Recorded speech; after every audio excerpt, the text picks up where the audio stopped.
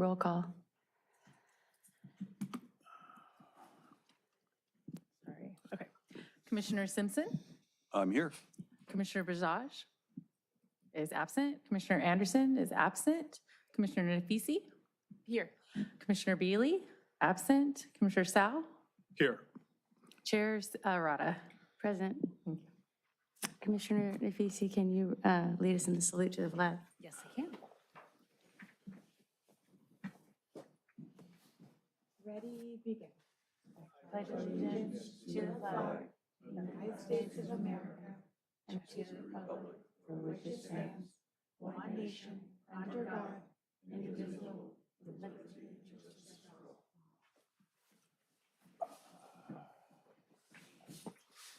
all. Approve the order of agenda. Approval for the order of agenda. I'll make a motion to approve the order of agenda. I'll second. Blue folder items. All in favor? All in favor? Aye.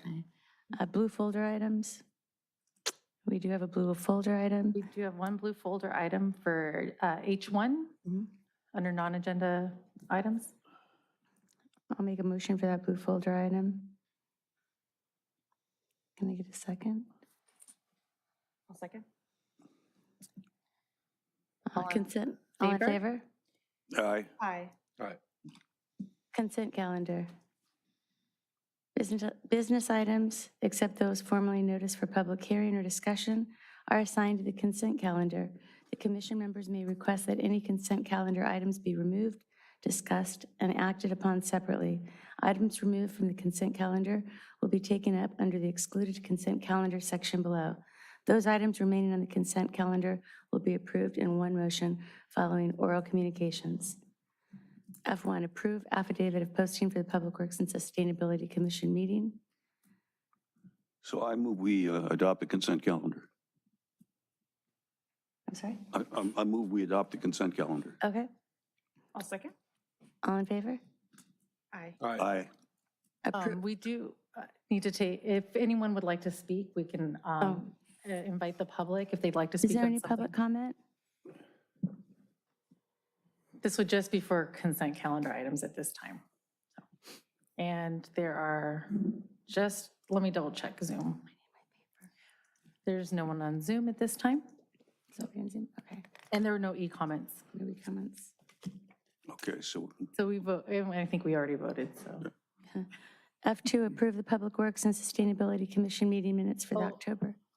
So with the consent, I think Commissioner Simpson actually voted, or was Ready the to do motion everything? to adopt all of the items on the consent yes, calendar? correct. That was my motion. So that would be F1 through F4 is what Okay. you voted on. Okay. Excluded consent calendar items. There were none. There's none. Public participation on non-agenda items. This section is intended to provide members of the public with the opportunity to comment on any subject that does not appear on this agenda for action. This subject is limited to 30 minutes. Each speaker will be afforded 3 minutes to address the commission. Each speaker will be permitted to speak only once. Written requests, if any, will be considered first under this section. Public participation on non-agenda items. So this is, right, the opportunity for anybody in the audience, if there's something you want to discuss that's not on this, on the agenda, this would be the opportunity now. We do not have anyone on Zoom at this time. Good evening, Commissioners. Andy Windy, Public Works Director. I just want to take a moment to share some good news that we've had in our department, that we have found my replacement as city engineer, and Lauren has taken the job as the new city engineer for the city of Redondo Beach. Oh, great. So I just want to make you all aware of that. And with her promotion, we are also going to add a different liaison for this group. And that's Jesse Reyes, who is sitting right here with you. Jesse is our capital program project manager in charge of our kind of tracking the money and grants and all the things that we do for capital projects. So he'll be a regular part of this meeting moving forward. But this seemed like the best place on the agenda to let you know that announcement. So thanks for the time. Thank you. Congratulations. Thank you. All right. So Items continued from previous agendas. there are no items continued. So Items for discussion prior to action. that's J1 now. Everyone? Discussion of bicycle lane feasibility on Palos Verdes Boulevard. Good evening, Public Works and Sustainability Commission. Ryan Luce, City Traffic Engineer. Lauren, if you could pull up the slides. So this discussion item is to talk about the feasibility of extending bicycle lanes on Palos Verdes Boulevard, PV Boulevard. Just some notes. This agenda item is just to talk about the bicycle lanes on PV Boulevard per council direction. So this was a directive that came from City Council at a recent meeting. This commission has discussed truck routes on PV Boulevard, Prospect, other routes around South Redondo. That was discussed back in March of 2024. We also discussed truck routes and traffic safety in this general area at the Public Safety Commission last Thursday at their January 2025 meeting. We consider traffic safety and the truck routes along this area to be generally two separate issues, not mutually exclusive. So tonight we're not talking about truck routes, we're talking about the extension of bicycle lanes on the street, which could have some traffic safety benefits. For this topic, we provided notice via postcard to all residents and businesses within 250 feet of the PV Boulevard corridor, excluding the Legato addresses that are currently under construction. Just some background, the city has already approved and will imminently stripe Class 2 bicycle lanes on PV Boulevard between Irena and the Torrance border to the east of Prospect. So Irena is 1 block west of Prospect. So from just west of Prospect, going east towards the Torrance border. At this time, the city doesn't have any design or construction plans to extend those bicycle lanes to PCH, which is the other border on the southwest with Torrance. PV Boulevard is narrower west of Irena, so to install dedicated bicycle lanes, we would either have to remove the parking or reduce PV Boulevard down to 1 lane in each direction. And the prior approved project was a bike lane implementation plan, did not consider any parking or travel lane removals. So therefore, the City Council directed staff to study what those dedicated bicycle lanes could look like on PV Boulevard between PCH and Irena. The photo below shows what those bicycle lanes will look like, the ones that are already slated for construction. Some definitions for bicycle lanes. Per state of California, bicycle facilities are roughly put into 4 classes, 1, 2, 3, and 4. The class, this example here is a Class 2 dedicated bicycle lane with a buffer. That's still considered Class 2. The bicycle lanes on Manhattan Beach Boulevard are considered buffered bicycle lanes, Class 2. Regular Class 2 bicycle lane is just a striped bike lane without any additional buffers. An example of that would be Barrel Street. A Class 1 shared use path is a corridor where both cyclists and pedestrians can share the space. The beachfront bike path is an example of that. A Class 3 bicycle route is a shared street. Generally, you'll see bicycle sharrows, and as of new state law, these types of sharrows are not allowed on 35 mile per hour or above streets. So a small neighborhood street such as Felton Lane or Ringe Lane could be considered a Class 3 bicycle route where cyclists and vehicles are sharing the use of that lane. Finally, over here, a bit of a newer type of bicycle facility, Class 4 protected. They can run in both directions on one side of the street, or be a single direction on each side of the street, or in just one direction. This provides a vertical separated barrier to separate cyclists and cyclist traffic from vehicle traffic. There could be parking or no parking, but it should incorporate some sort of physical element to prevent cars from entering those bike lanes. So Harbor Drive is the most notable example in the city. As a general safety comparison, different types of bicycle facilities are appropriate for different streets. Usually, as you go up in safety, it requires more space to separate the different modes. Perhaps a lot of smaller neighborhood residential streets are considered appropriate for Class 3 just bike routes where speeds are slow enough for cyclists and vehicles to share the lane. But as streets get busier and wider, that's when it's more appropriate to provide more dedicated space or even separated space for cyclists and or pedestrians. So this map here, it's a bit complicated, but we'll walk through it. This red line on the map shows the whole PV Boulevard corridor. The purple lines show the various city boundaries as PV Boulevard starts in Torrance, enters Redondo, goes back into Torrance, and then enters PV Estates. The numbers on the side of the street show the number of lanes in each direction for PV Boulevard. As you can see, the street starts off with bicycle lanes in both directions, 1 lane in each direction, becomes 2 lanes in each direction, continues that way through Redondo Beach, back into Torrance. There are bicycle lanes on PV Boulevard in most of the Torrance sections except for south of Sepulveda. And then the lanes sort of reduce down to 1 and kind of peter out as they enter PV Estates. So the 2 lanes in each direction is not totally uniform on the corridor. But this is generally what the lanes look like, at least within the vicinity of Redondo, is 2 lanes in each direction. As part of this project, the city collected traffic data on PV Boulevard. We collected bidirectional daily traffic in 85th percentile speeds. This was back in December 2024, right around Avenue E. We recorded speeds of about 35 miles per hour and the average daily traffic about 16,000 vehicles per day. 16,000 vehicles per day, by some back of the envelope estimates, this could be handled by 1 lane in each direction. There are plenty of streets, with this amount of traffic with 1 lane in each direction around our region.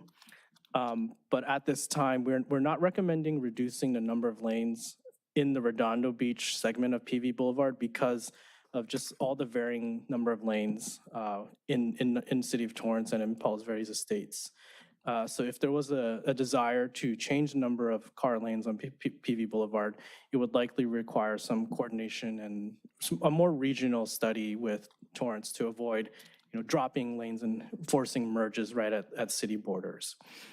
So that's why at this time, staff determined that removing street parking on PV Boulevard was determined, is the easiest and simplest way to provide these bicycle lanes. The city commissioned a 2-day parking utilization study. The red lines show the extent of where we're proposing those bicycle lanes, but the blue lines show each different block on each side of the street where parking data was collected.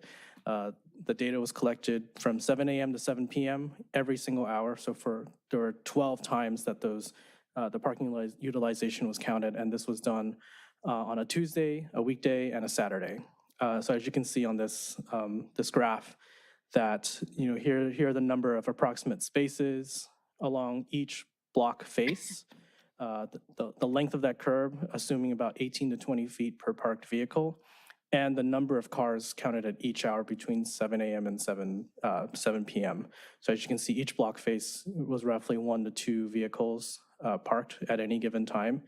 And this held the same on the weekend collection day as well. So during those 2 days of data collection, which were closer to the holidays, the parking utilization was very low.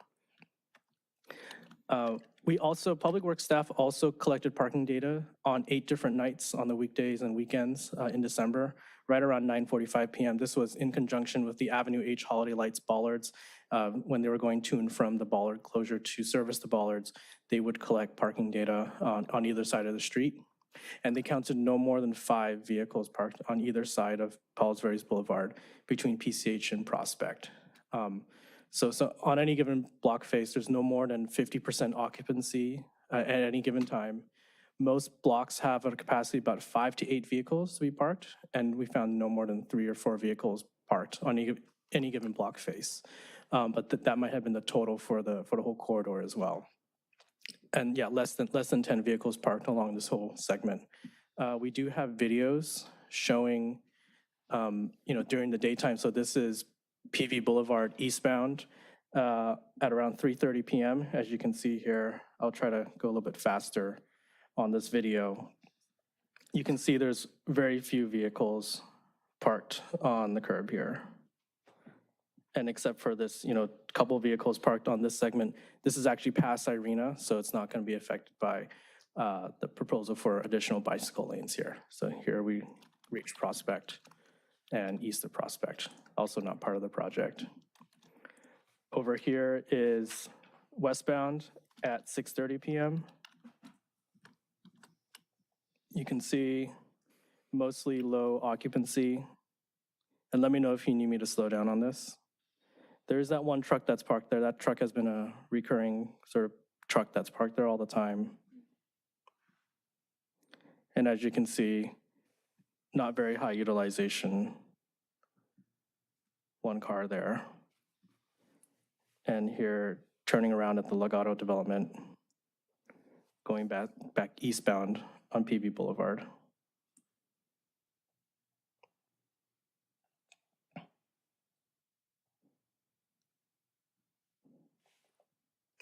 Past Irina right here. So we see the same type of conditions at 9 p.m. as well. So this is outside of what the parking consultant provided to us. These were videos taken by Public Works staff. Generally low utilization on the corridor. This is eastbound. And then one more at westbound right around 9 p.m.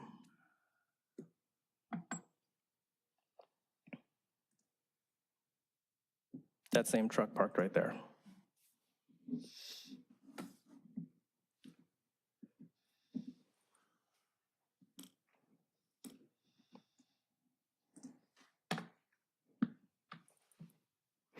So here shows existing and proposed cross sections for PV Boulevard. On the top here is the existing cross section. We have approximately roughly 8 feet dedicated to parking. That's what we usually assume. 11-foot travel lanes, 14 feet reserved for the median. And if we were to take away that street parking, we could repurpose those lanes and actually narrow the travel lanes to 10 or 11 feet in each direction. That would help slow down the traffic, which would provide additional traffic calming benefits. But within that space, we could provide a pretty wide 6-foot bike lane and a 4-foot buffer with any type of barrier or that the city may choose at a later date. Some of the benefits of these protected bike lanes or any type of bicycle facilities that, providing specific space for cyclists and other mobility devices will help with traffic safety, reduce bike riding on sidewalks, which is safer for pedestrians and cyclists alike. These narrower travel lanes can reduce speeding and the number of crashes. This will also connect bicycle lanes on PV Boulevard south of PCH that are in the city of Torrance. So this will help connect Redondo residents in that area to Riviera Village. It will also improve the efficiency of this public space. As it is right now, it's just providing free parking for people's personal vehicles. But perhaps this space could be better used to move cyclists for anyone. At this time, this project is not funded or designed. If the city decided to move forward with this type of project, we would need to hire a consultant to produce the design plans and make those plans for construction. We're estimating at least $200,000 to design and construct this. It should be a relatively low cost because the pavement is already there and it's just a matter of restriping the street and adding whatever type of barrier the city decides. If protected bike lane is approved, the type of barrier can be decided later, but staff prefers more rigid materials that are longer lasting and more aesthetically pleasing. One of the downsides of adding protected bike lane barriers is it would require coordination with Athens Services that does our street sweeping. They would have to deploy a smaller size street sweeper, which is not something they typically do in Redondo Beach, but certainly those small size sweepers do exist. So that concludes my presentation. Our staff recommendation is to recommend City Council to fund the design and construction of these protected bicycle lanes between PCH and Irina. Happy to answer any questions. I have a quick question, Ryan. So I know in the administrative report you mentioned that there's not a lot of housing frontage. They're all in the adjacent streets. But I know that street very well. There's a lot of garage driveways, people pulling in and out. So has there been any contemplation or studies around how bike lanes will encumber or obstruct driveways and how that could potentially pose as safety? So for any type of bike lane, especially protected bike lanes, the more driveways you have, the more openings you need to provide access to those driveways. I think luckily for us along PV Boulevard, most of those driveways are sort of paired together in right next to each other. So if these types of bike lanes were approved, we would paint conflict markings and openings at those driveways. Those are pretty typical for bicycle lanes. The ones on Harbor Drive also have those openings as well. Okay.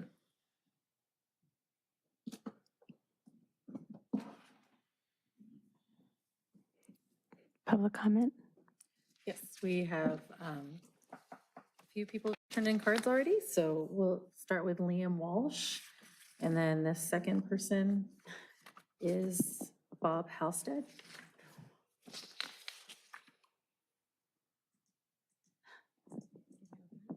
Okay. Good evening, Commissioners. My name is Liam Walsh. I'm a resident of District 5, and I'm also a volunteer with the South Bay Bicycle Coalition. I am strongly in favor of the proposed new protected bike lanes on Palos Verdes Boulevard. Just looking back to where we were a couple months ago, I know the city was ready to install some sharrows along Palos Verdes Boulevard, which are like the bike markings in the middle of the road that Ryan mentioned. And as you mentioned, those aren't really suitable for like traffic going 35 miles an hour. No one, whether you're in a car or on a bike, wants to be in that situation.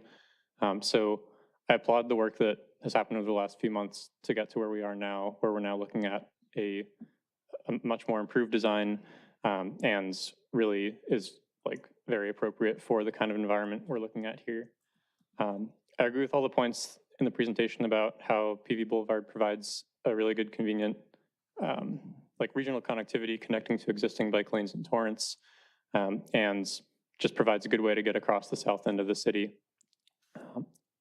Protected bike lanes have been demonstrated across many cities to provide safety benefits for all road users. So this is really a good investment in like traffic safety generally, whether it's kids on bikes. And I think the benefit of protected bike lanes is whether you have a kid who's 8 years old or someone who's 80 years old, they can feel comfortable riding in that space because they have a barrier between themselves and traffic. You look at Harbor Drive, which was the last Class 4 protected bike lane that Redondo built about 10 years ago. We haven't put in any protected bike lanes since then. We've put in a lot of Class 2s, which I've been really happy about. But I think this is a really good momentum to sort of, put in more protected bike lanes, help build out a connected network that everyone is comfortable using.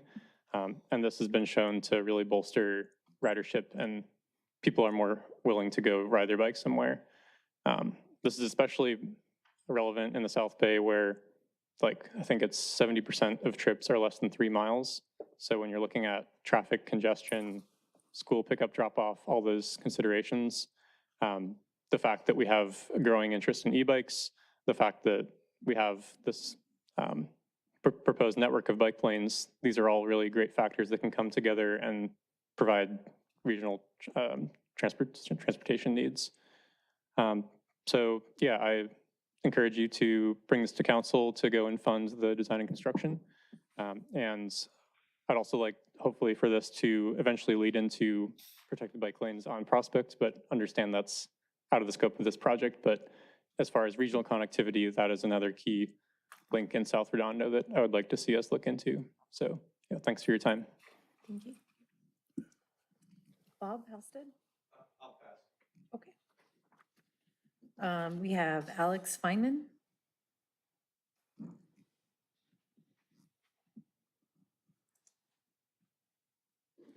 Alex, before you start, there's a switch just to your right on the face of that. You want to press and hold to make it go up. The whole thing will come up.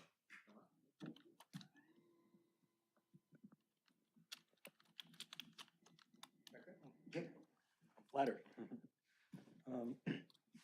Good evening, Commissioners. My name is Alex Feynman. I'm a Redondo Beach resident in District 3, and I'm a frequent bike rider with my kids from north to south Redondo and back. And I'm really happy to see this commission considering improving our streets with Class 4 bike lanes. The proposed location for the bike lane on Palos Verdes Boulevard is ideal for this sort of infrastructure because its location immediately serves families who bike to Toledo Elementary School and visitors to Riviera Village who can enjoy the local businesses there without having to search for parking. And it would also have the added benefit of calming traffic which I know has been a goal of the city, as it makes PV Boulevard safer for all travelers, cyclists, pedestrians, and drivers. And the staff's analysis had mentioned we can accomplish this with relatively low impact to parking demand. This potential bike lane is also an opportunity for the city to further evaluate firsthand the effectiveness of Class 4 bike lanes. After having one on Harbor Drive for a while, there's another opportunity to see its effectiveness and utility, and also how it promotes safety as far as general mobility and in routes to schools specifically. So I really encourage the commission to support this Class 4 bike lane construction on Palos Verdes Boulevard, and I hope and expect that this bike lane will prove to be a model for further development of safe bike infrastructure throughout Redondo Beach. Thanks very much. So that was all the cards that I have, but if you would like to speak, please feel free to come on up and state your name.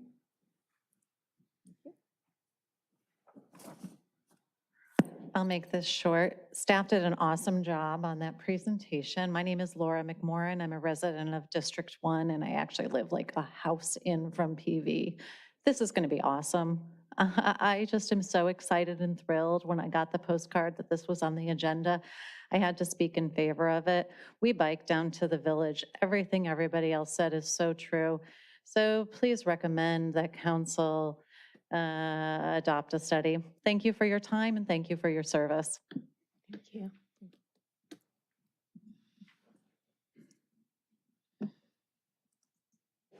Hello. Austin Carmichael, District 5, and Public Safety Commission Chair. Want to applaud staff. I don't know, supposed to direct it to you. Want to applaud staff for coming up with this proposal and presentation. One of the things that I enjoy is my grandfather used to give us all these little sayings, and one of them was, leadership is not about being in charge, but about taking care of those in your charge. And what I heard tonight, and I hope that you all recommend, is that we're taking an effort to take care of those that are in our charge. That corridor, and I'm just going to speak on the bike lanes. I know I can speak on the other stuff, but Ryan gave us but that corridor has been a pain point for that community for a long time. And to see an approach that is about the citizenry and not about the city is absolutely fantastic. And so I hope that you all are able to come together and think about how we can fund in creative ways. I know that there are different things that are in the SIP currently that may be covered under Measure FP, et cetera. So it'll be a short order to figure out where we can maybe get some immediate funding. But I hope that you all are, unanimous in moving this forward and are able to communicate with the community in a way that they're patient, because there are things that still have to happen, right? We still have to put out a bid for the consultant and all that sort of wonderful stuff. But I hope that we continue in a way that everyone feels like there's momentum and not bureaucracy. So thanks for your putting this on the agenda and making it a priority. Have a good night. Thank you. Anyone else? Sure, please. Hi, I'm Bruce Redley, and I live on Avenue G, right next to the corridor there. And I rode on Palos Verdes Boulevard today, and this design appears to make it safer to ride on Palos Verdes Boulevard right there, and I would heartily approve it. Thanks. Thank you. Anyone else? We do have two people on Zoom. One has raised their hand.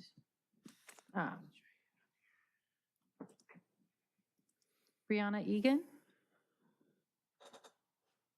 Hello, hi commissioners. My name is Brianna Egan. I'm a resident of District 1.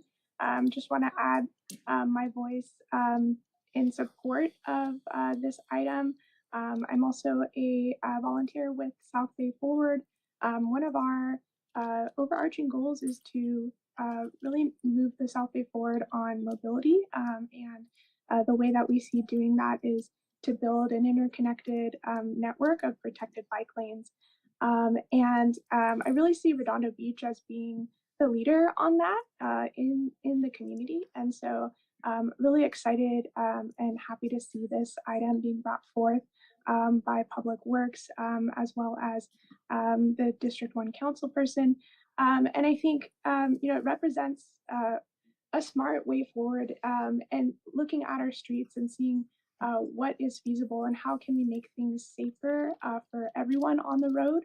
That includes narrowing the lanes so that cars can be more mindful of where they're going. Drivers can watch out, and then also adding barriers to the bike lanes so that people who use them can feel safer to use them and adopt biking as a mode of transportation. And so I think this really makes a lot of sense. And I really encourage you as a commission to support projects moving forward that bring class 4 bike lanes wherever feasible. It's a great example of not interfering with driveways. So I think it can really be successful here. And I also want to just put in a word of support as well for a further corridor study of PV Boulevard and Prospect, knowing that it's one of our, kind of a high injury area, fast roads, and also one that connects a lot of our schools. So I'd really like us to look at safe routes to schools for people of all ages to get around by bike. So it meets our climate goals, it meets our sustainability and our transportation goals, and just want to support. Thank you. Thank you. All right. Nils and Ehrenheim.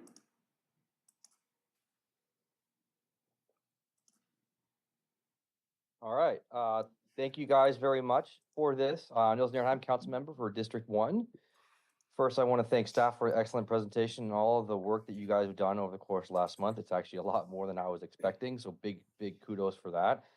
Thank you to the commissioners for being there tonight as well. Thank you for volunteering on that.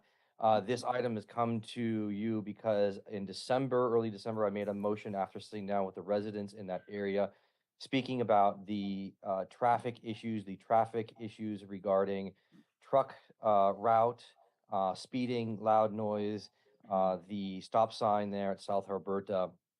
And it really came to the attention that this is part of the South Bay Redondo Beach Bicycle Master Plan. It would be excellent for us to be able to get this in place. So as was mentioned before, the ability to get to the Riviera Village, to Lita, from Torrance, to the beach, back from the beach.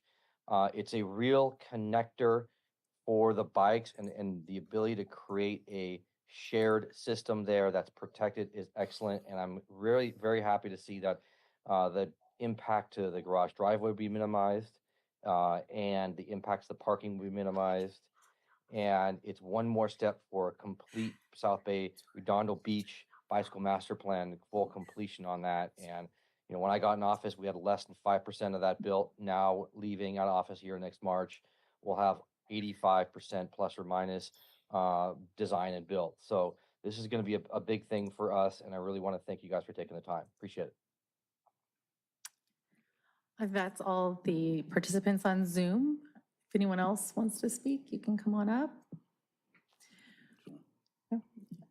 For the record, we had 3 e-comments, and they were all supportive. Okay.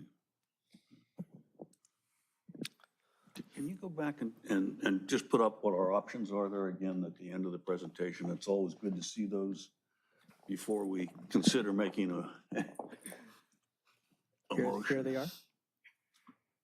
So just to clarify, we don't have the funding to design or construct this at this time. So any support for this type of project will still require city council to appropriate those funds at the next budget cycle. Ryan, is the street's in pretty good condition, correct? That's correct.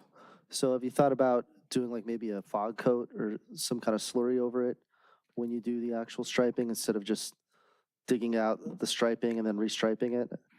That can be something that can be considered as part of the cost. If we don't do a slurry seal, then it will be cheaper. Mm-hmm. But we can weigh those different options depending on the funding available. Because correct me if I'm wrong, but you're going to have kind of a pavement master plan that's going to come out here in the springtime, correct? That's actually done every 3 years, and so I think we're slated for 2026. Cool. I was looking at, it's it for the goal 4 of the city's infrastructure, number 6 on street rehabilitation. I was just thinking about implementing this into the BRR. It's a slurry, just to ensure it's in good condition. I saw that as the overall Redondo Beach strategy. So if we could implement that in, I could clarify that I look through the strategic plan, but my only recommendation is just to implement it within the pavement management plan, if possible, as one way to kind of incorporate those funds. Yeah, the timeline for that could be a bit slower, I think, than compared to just funding purely for striping and potential barriers. So that has to be considered as well. I'll jump in on this. Hi, Steve. The pavement management plan, we typically dedicate those funds towards our residential street projects. So this would be something that we'd probably go after some grant funding. There's quite a bit of active transportation type grant funding available, and some of it's kind of rapid deployment stuff that's pretty much design ready. So we might be in a good position to find some quick money through a grant program. So that would probably be where we'd look first. But we certainly, with the council member from District 1 here, we might get a BRR request from him that the council approves for us to provide that for either the mid-year coming up discussion in February or in advance of the June budget conversations as part of our CIP. Okay. Commissioner Simpson? I just, our action tonight, if we accept the staff recommendation, would be for the city council to go ahead with this project, right? But then, once it's designed and so on, and would it come back to us again with a design, or does this have our last word on it? So just some context here. We had been working for you've been on the commission for quite some time. We've been working on implementation of the South Bay Bicycle Master Plan for many years. We had previously designed this corridor with sharrows only for fear of eliminating parking and the issues that come along with that. Last year, when the law changed and streets of this nature, 35 miles an hour, actually it's anything over 30 miles an hour is the way the law is written, should not have sharrows on them. We eliminated a couple of streets that had sharrows included in that project that's underway right now. We took them out of the project because they were no longer legal to do. We also took this street out, even though it would be legal, just because it didn't seem appropriate, the best choice here for traffic and cyclist safety. And so at that time, Councilmember Nierenheim directed this topic to come before you to get public input about whether or not bike lanes along this corridor would be supported in concept. If there's a positive recommendation, we'll take it back to City Council and say, yes, you did support that, or no, you didn't, whatever the decision is. And then council will tell us what to do from there in terms of next steps. Well, may I make a motion? I had a couple more questions. The bicycle master plan is 2011 at this point, right? That's correct. Has there been discussion about updating that at a regional level? Did the COG take the lead on that? I believe it was the No, South Bay Bicycle Coalition, I think, was the lead agency. Yeah. Where's Jim Hannon when you need him? I believe there was some chatter about making, I think the Bicycle Coalition, did make a minor update clarifying that they supported more Class 4 facilities, since that Class 4 facilities weren't really a thing back when the master plan was built. But in terms of a more regional, a redo of the regional plan, we haven't had those discussions at the staff level. I think the real value of the master plan was identifying the routes that were important, and there were proposed Class 1, 2, and 3, and something called the bicycle friendly street as well. In that plan, those categories have changed a little bit since that time. And I think, to Ryan's point, Class 3 is becoming less, important or valuable as a tool there in some of these other models. So we're looking at that. We're kind of incorporating that into our design, trying to do the best that we can, given all the demands on the roadway. And I had one other comment about the Class 4 barrier protection. We have the ones that's stamped concrete on Harbor, I believe. I believe the protection on Harbor is full curb and gutter. Those are kind of raised medians, yeah. With the stamp in the middle, though, like a stamped concrete On design. the top of the curb, I think there is a stamped concrete element there. Yeah, you're right. Is that something that you're thinking about emulating? I don't think we're going to be painting the full bike lanes green anymore, since because of the maintenance and potential slipping hazards for the tires. But for example, those potential driveway conflicts, those will definitely have that green paint on them, similar to what we just striped on Barrow and Manhattan Beach Boulevard, Torrance Boulevard. I don't think we would recommend concrete raised medians as a place to start there, because that would cost more and delay the implementation. I think if council asked us to come back with the design, we would propose something a little bit more modular, like those K71 bollards, or the, I don't know if you can Parking use the stops, parking stops. or there's prefabricated curb sections that can be more aesthetically pleasing, but Yeah. still rigid. I just saw those in Santa Monica over the weekend. Those work much cheaper. Yeah, that modular style. Yeah, and I believe Santa Monica also has, they have a machine that actually forms curb as it goes along. I think on Ocean Avenue, that's what they've been doing. We don't have that type of machine, but they've been using a variety of materials too, and certainly perhaps some inspiration for design in our city.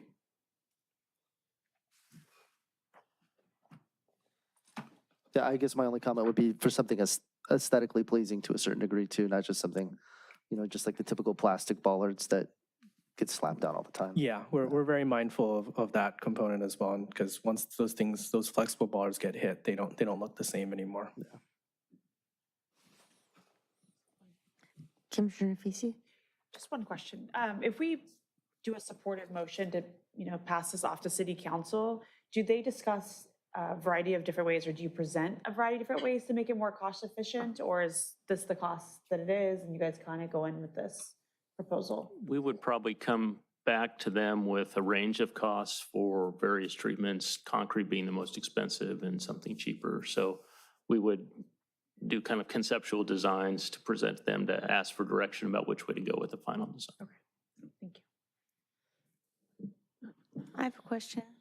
When you did the feasibility study, did you include like Avenue G going east and west across Palos Verdes Boulevard? Because my thoughts are people, go from east to west across Palos Verdes Boulevard. That's a lot of traffic. So if we have a lot more bikes, have you thought about that particular? So in terms of the parking study, we didn't study anything on the side streets. Anecdotally, I think the parking utilization is not quite as high compared to other neighborhoods in Redondo Beach, since most of the streets are single-family homes, and also shown by the parking study itself showing very low parking utilization on PV Boulevard. In terms of the crossings itself at the existing stop signs, there could be some side benefits where if we narrow those vehicle lanes, the pedestrian safety might be enhanced. A pedestrian might feel a little bit more confident in perhaps, starting their crossing within the bike lane, and with the narrower travel lanes, the drivers might slow down a bit. So there could be some side benefits to pedestrian safety at the existing crosswalks. So at Avenue G and Palos Verdes Boulevard, there is no stop signs. Correct.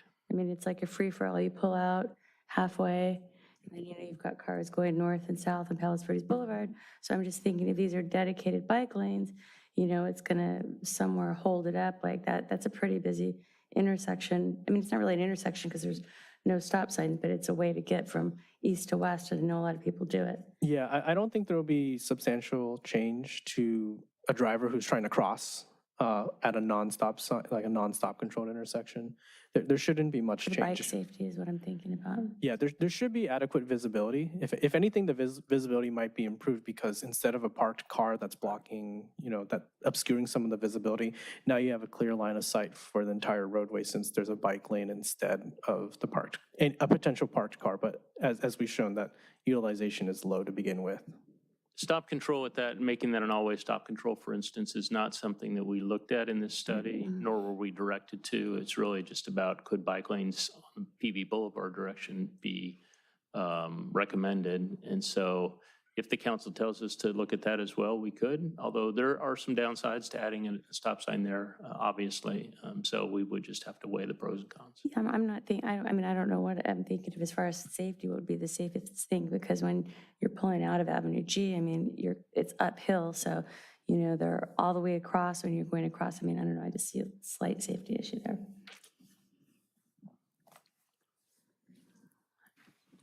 Anybody? No further questions. So, Can I make a motion? absolutely. I'd like to move that we recommend city council fund the design and construction of protected bike lanes on PVB at PCH to Irina. I'll second. I second that. All in favor? Or opposed? This one will do a roll call vote. Okay. Commissioner Simpson, Aye. Commissioner Anderson, Aye. Commissioner Nafisi, Aye. Commissioner Beely, Aye. Commissioner Sao, Aye. Chairperson Arata. Aye. All right.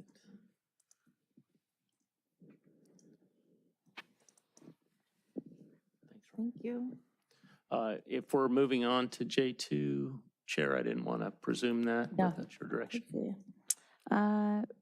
Yeah, so receive and file the Public Works Spotlight presentation on Public Works operation. So I'll just intro this. Several of you are new since the last time we've had kind of a informational item about the way the Public Works Department works through its various divisions. On the operations side, you're familiar with the engineering side. The engineering side handles the capital improvement projects and traffic engineering that we're all very familiar with. Our operations divisions are led by Mike Klein, our deputy director for the department. Mike's here tonight to give you a brief overview on the various types of work that we take on as an operational organization. And I'll turn it over to Mike, and we're here for any questions. This is really just for your information, so awareness of what the department handles on behalf of the city. Slideshow. You need to hit screen. Yeah. Good evening, Commissioners. My name is Mike Klein. I'm the Deputy Director for Operations. I oversee the Operations Division, which is just a good portion of how we get things done around the city. We take a lot from the Engineering Department and especially this commission when they suggest that we do things. And so I just wanted to give you a real quick overview of our division. We have 7 divisions within our operations overview: streets, sewer and storm drain, building facilities, parks, pier and harbor, solid waste and recycling, and then fleet services. Our streets division is one of the things that comes out of the street division is a lot of work that does come from the public works and sustainability. Is that when there's a lot of things that are out there that you guys would like to see, a lot of times that comes up into our hands that we end up installing it, especially with our sign shop and things like that. But there's many other facets of the operations division. We're responsible for maintaining 6.7 square miles of sidewalks, 127 miles of streets and asphalt. That's maintenance, and this is only the maintenance of it. 56 traffic signals and 1,900 streetlights. Some of those are shared with Southern California Edison. And then the 2,800 plus regulatory and wayfinding signs. That's where our sign shop really comes into operation.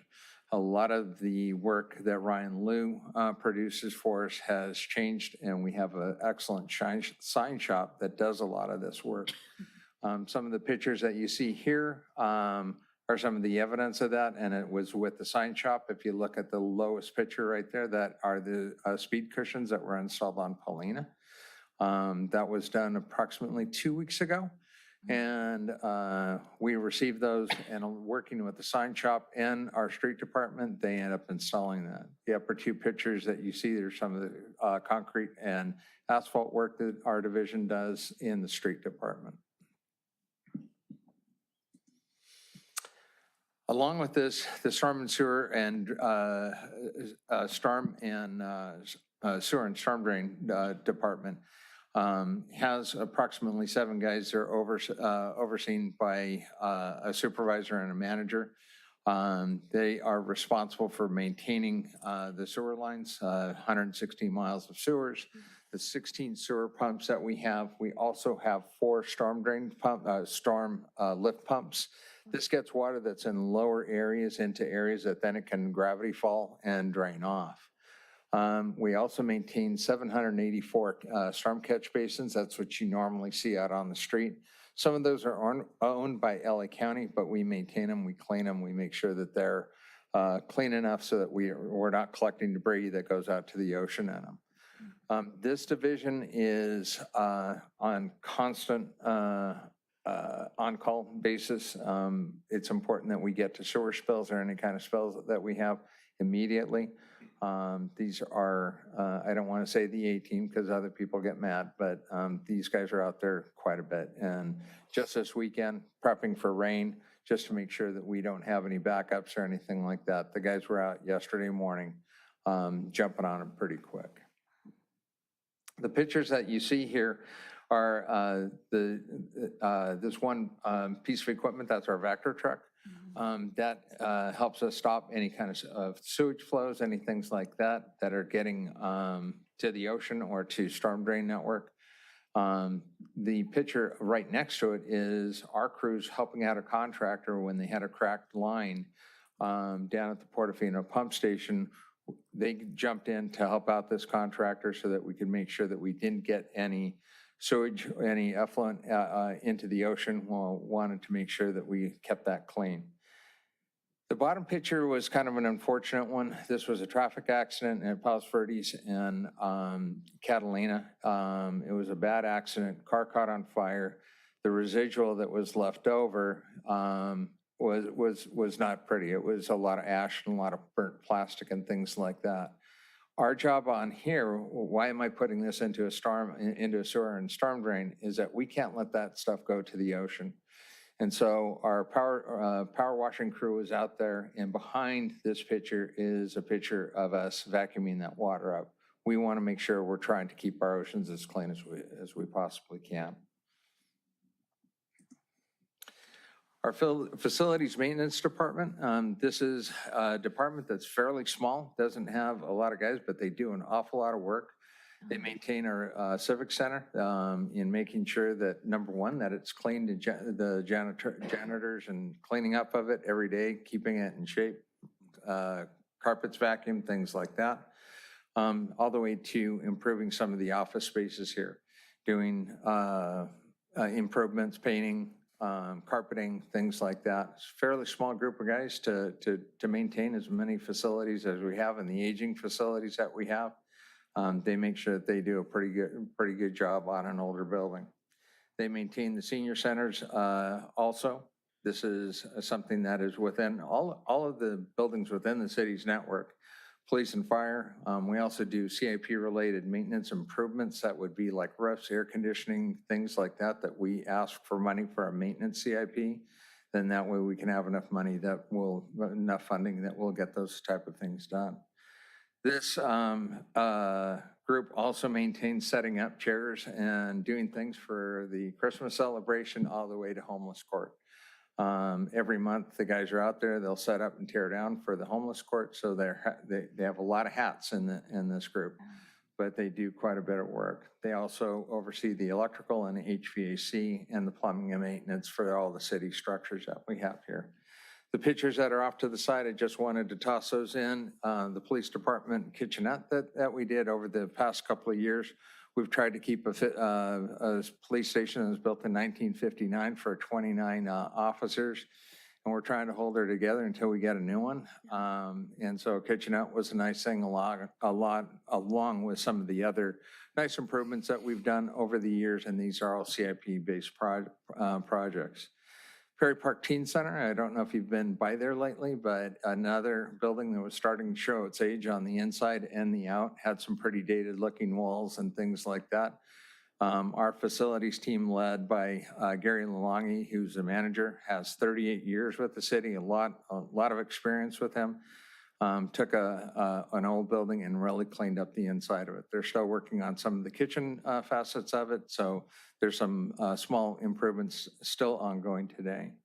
Alta Vista roof, we did a roof replacement on 7 of our facilities. Alta Vista was one of them, one of the more expensive ones because it's tile, but it was time for a new roof. That was done last year, along with 6 other buildings. So we keep, we have a lot of roofs to replace sometimes.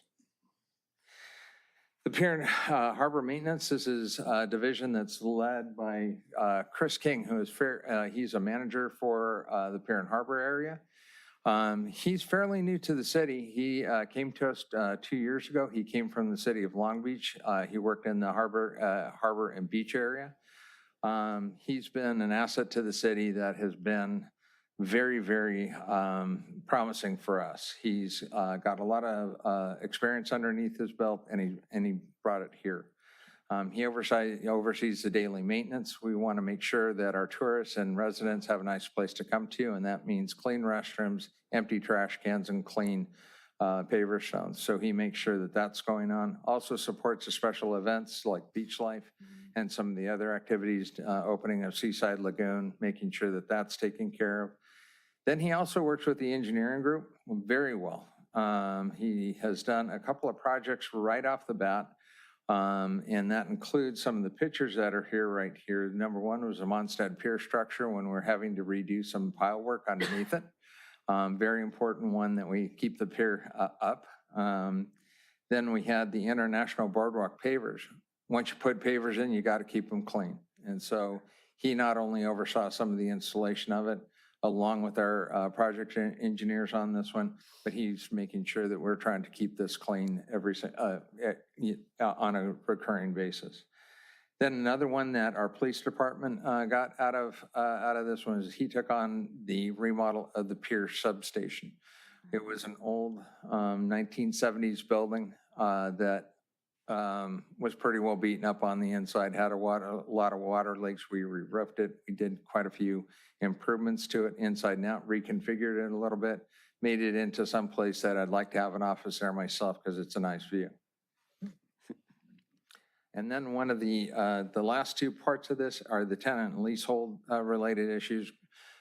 Chris and Robert Rivera, who's his supervisor, they want to make sure that we're working with our tenants down there at the pier because they're bringing in money. We want to make sure that they're happy, but we also want to make sure that they're treating our pier happy or in good ways.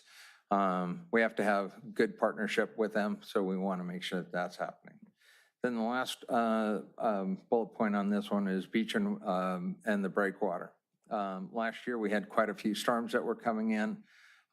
We utilized our teams to basically push back sand in front of the chart house to keep it from rolling up onto Harbor Drive. And Chris was one of the operators of the piece of equipment that we rented to push it back the sand, and we're glad that we did it. We're going to keep doing that. Also, when the parking lot at the yacht club came apart, he was there to help that out. Chris also ended up helping out with the breakwater, or not with the breakwater, but with the dredging of the harbor. So these are all things that happen down at the pier, and there are a lot of items that I'm including into this presentation, but they're very, very important for our waterfront. Our Parks Maintenance Division is another division that we've have a fairly new manager at. He came from Oceanside. He had 20 years of experience there. He's been with us 6 months. We've given him a lot of work since he got here. He oversees the maintenance of 27 parks and parkettes, including the landscaping. He also oversees tree trimming, planting, playgrounds, restrooms, sport fields, the street median maintenance, residential tree, the resident tree-related issues. That's some of our residents that either don't want a tree or they do want a tree. Most of it, they don't want a tree in their way. But he also oversees the playground safety maintenance. This group, on some of the pictures that you see up above, our WCA, who's our partner for our tree trimming. They do quite a bit for us, especially on emergency situations. The picture of the up in the right, that'd be the right upper corner with the long boom. That was about a 70 to 85 foot pine that came over up on Valen, and it rolled over into the street. And we were out there, cleaned it up, got it trimmed up pretty quick. Everybody wanted the firewood out of it, of course, but and then up on Prospect, the picture right next to it to the left is on Prospect. We're doing basically a median replanting right there. We're working on that.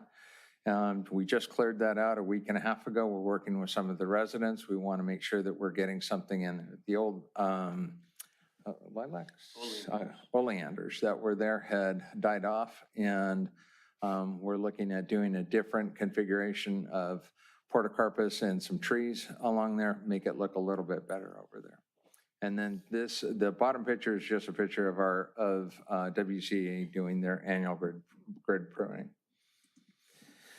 Solid waste and recycling operations, this is led by Andrea DeLapp. She's one of our analysts for the city, and she oversees a couple of departments. The solid waste and recycling operations, they manage our largest contractor, which is Athens. Athens does all of our trash collection. They also do our street sweeping. This also includes the complaints that come from that. And so the day-to-day requests for pickups and things like that, oversized pickups, she oversees that. We ensure that the compliance that we have with all of our trash pickup, from recyclables to green waste, things like that, she's overseeing that section of it.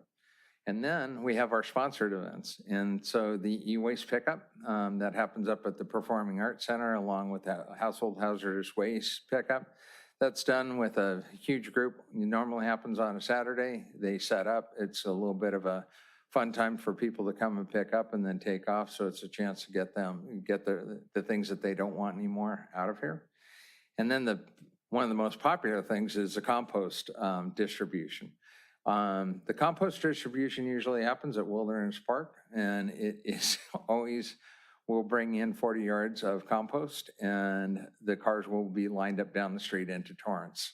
And so it is a very popular event. People come and they fill up as many trash cans as they can to residents of City of Redondo Beach only. And we make sure that we try to get as much as we can. There's usually maybe a couple of shovels left when we're done. But that's part of our solid waste and recycling operations. Then we have our fleet operations. Our fleet, we procure for all of we have 250 units in the city. And that goes everything from police cars, fire trucks, to pickup trucks and backhoes. And so that's part of our vehicle replacement fund. That's something that the city generates so that we can afford to buy vehicles as we go along. We also maintain our own city fuel island. We have diesel and we also have gas, but then we also have our CNG station that's there also. The CNG runs quite a few of the public works equipment, but it also runs some of our buses. We maintain all of our generators, this building, and all the buildings at our buildings here at the Civic Center have generators that are behind them in case we have power turnoff, especially with the PD, fire stations, and then most importantly is the pump stations that we have for the sewer pump stations that I talked about earlier. Those pump stations have to come on when they're needed, and that's why we have generators, and that's overseen by this department. The Special Police and Fire Department vehicle maintenance, the couple of pictures that I have here are one of our mechanics at the bottom. He's working on one of our fire trucks. He has to be licensed to be working on those types of vehicles. We have 2 mechanics that are going through their training to make sure that they're certified in certain aspects. Things that fall out of their aspect of expertise, we end up sending out. We do send some of our vehicles out for maintenance, but on the things that we can handle, they take care of. And so we make sure that our trucks are ready to go. Just in the fires in the past couple of weeks, the vehicles that were sent up to the fires, we want to make sure that they get back. When they come back, they also have to be basically taken a look at and gone through safety inspections to make sure that they're taken care of very well.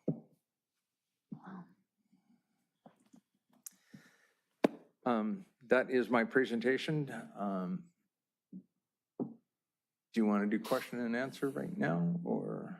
Yeah, if you have any questions for Mike or anyone. Just in context, the Public Works Operations Division is about 80% of the Public Works Department in terms of employees.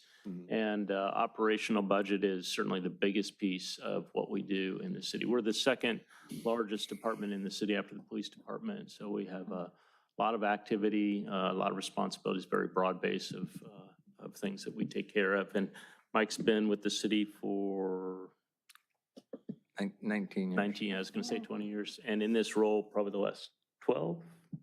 Yeah. 12. Doing a great job. And we have a great relationship with our union that's, many of the employees work for the union. That's can get dicey sometimes, but we have a great relationship there. Things are going well and really, really good group. When you send in your Comcate, and that was the last thing I wanted to say, that it usually ends up in somebody's desk in the Public Works Operations Group to take care of those maintenance items that you guys notice in the public right away. So that's all. Yeah, we're happy to answer any questions, or if there are none, we just wanted to share some insight about the kind of things that we do in the department. Thank you. I think you did a fantastic job. It's a lot of work that is quite a lot of work. Commissioner? Don't have a question. I just want to compliment you on your presentation. It was very informative and very helpful in getting an understanding of exactly what you do. I hope I don't speak too fast. I tend to do that. So. I had one question. It hadn't rained in quite a while. We had our big rain event. You kind of touched on it quickly. How were the catch basins, and was there a lot of clogging? Was there a lot of issues? We didn't. Yeah. There wasn't really enough rain to do that. Last year, we had more than enough rain. And so there were places that we always go out. We make sure that when we start to get heavy downpours, including myself, I go out there, I get a little bit nervous. That's what I'm made of. He teases me about that. And we have hot spots that we try to make sure that we get to, and we have a list of them. And guys that are on these crews we go out there and we inspect them. And it may be as simple as breaking off some leaves. We did very well last night. We need more rain though. It really does help our parks out, all of the wash down of the esplanade to help keep that clean. We need more rain. I'd rather be clearing storm drains than if it continues to be dry, we're going to, again, we don't want to be in a drought, but it really does help with the larger scale of things of cleaning things up.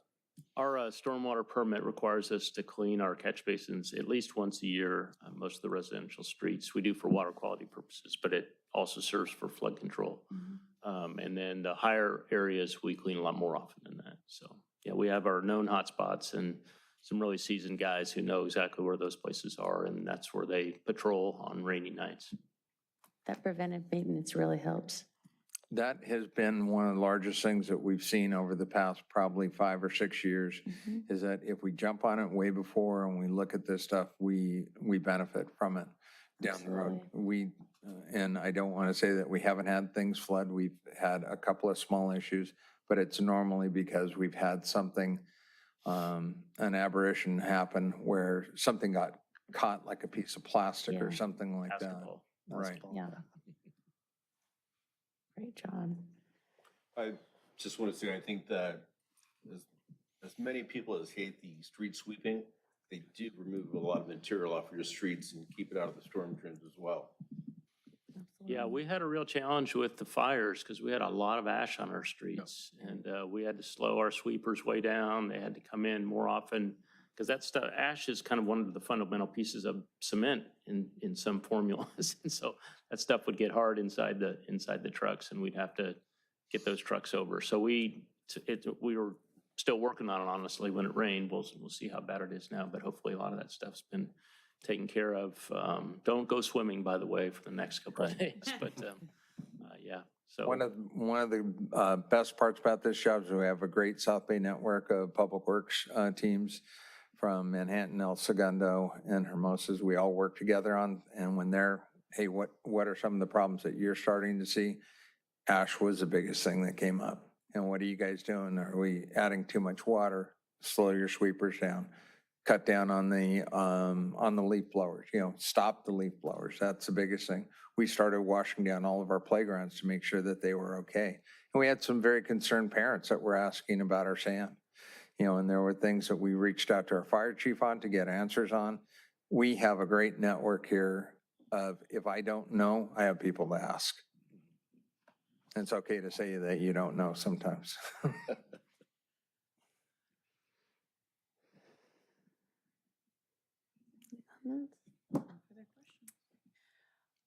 All right. May I move that Commissioner we Simpson?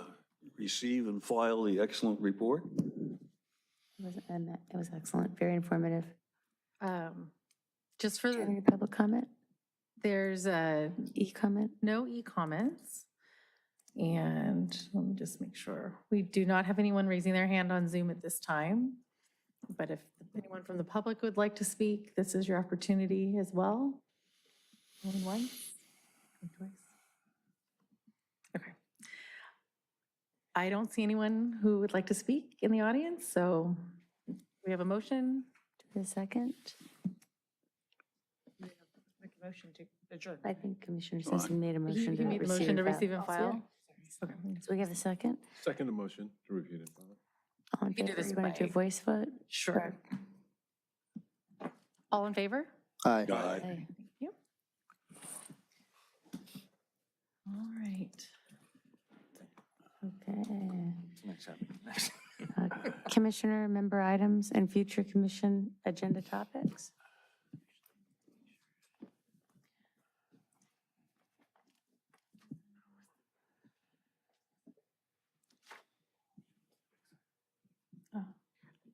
Looks the damn- This is your opportunity to ask any questions, or this is actually in lieu of the referrals to staff. It's been retitled at the request of the city clerk. It's across all commissions. This is that item. So this is your opportunity to ask any questions this time. We can also make a referral to staff, though, or what, right? And we can point something out. I think that's more of a question, but Certainly, we'll take any questions, or if you have, there's a sign down that we need to fix, we're happy to hear that as well. I think what the clerk wanted to introduce is that it's also an opportunity for the commissioners to discuss among themselves future topics that you might like to see on the agenda. I did get a notice in District 5 on the potential crosswalks on Aviation. I was going to see the status on that because I thought that might come up this month. Yeah, we were asked to delay that presentation by the council member from District 5, pending a in-district meeting, which was going to happen next week, but then that got delayed as well. So we are still waiting for a date from him, and whether or not he'll combine it with District 4, as was planned for next week, we're yet to hear. But as soon as we have that meeting, then we'll bring him back here to this commission. Okay. Yep.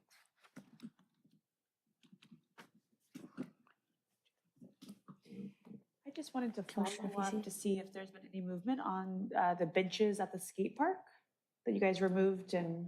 Is Chris still here? Did we get, you want to come up? Come on up and introduce yourself, Chris. Good evening, Chris King, City of Redondo Beach, Hello. Manager for Harbor and Pier Division. As to all the benches, they all have been refurbished and reinstalled. So all of those have been replenished, and we also added a couple additional that weren't there before. Thank you. So, Thank you. thank you. And I would love an update on Dominguez Park. Are we back to working on it again? Can I just nod and not say anything out loud?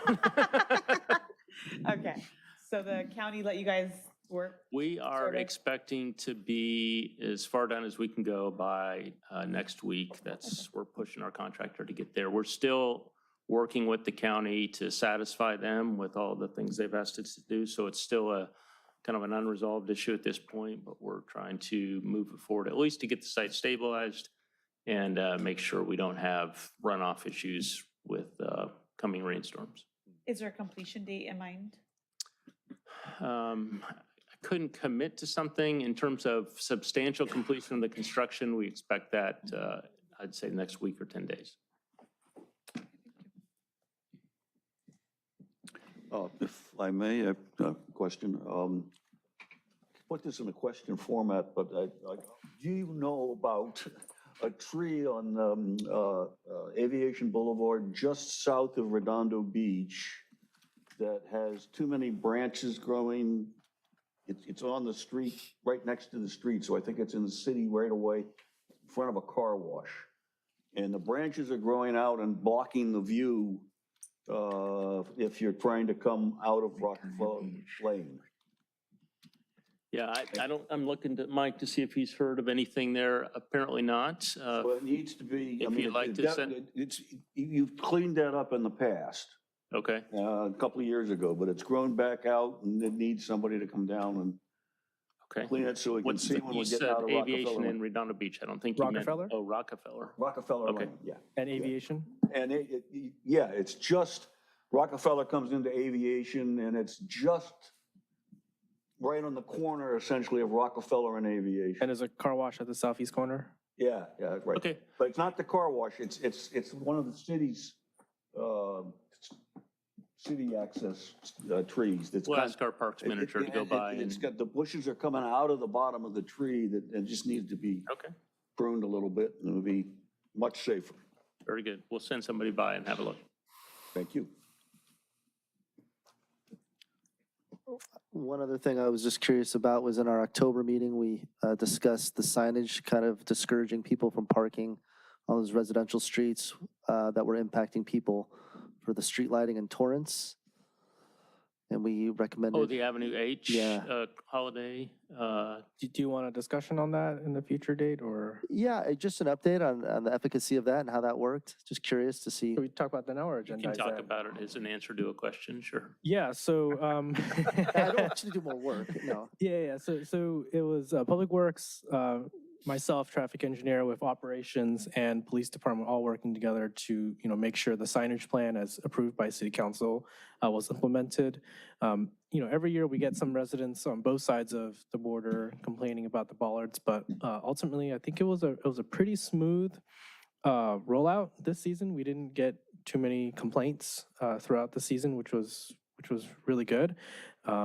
I visited the area at least 3 to 4 different times in the evening, and the parking was filled, so that may or may not be an unresolved problem. But the roundabout was actually working pretty well, even despite our best efforts of providing all the signage saying that there's a dead end at Avenue H. There were still some people who decided to drive in, look for parking. So that roundabout location at Messina and Avenue H really did provide the sort of that last chance opportunity to make a U-turn without 3-point turns, or else you're hitting the bollards at the end of the block. We put out a lot of trash cans, and our peer guys actually took the lead on that. And we checked, and most of the cans got filled up to maybe 50-60% or so. But I think any trash that was left on the ground, we tried to move trash cans strategically to capture that on the next days, and we were able to sort of clean up that trash around the area. So I think overall, this year has been improved. Yeah, it's not solved. We're going to get comments every year about solve it, ways to solve it. It's a very difficult situation to solve, but I think improvements were made. We had more police presence this year and a lot more working together with the police department to kind of help keep the parking issues at bay at least. Has there been a discussion further about having a seasonal residential parking pass for that area? No, there hasn't been a formal discussion on that. I think one of the first steps that has to happen is to actually change our municipal code so that it could allow for those types of permits. I think a more overall discussion about our permit parking program is probably needed. Yeah. Thank you.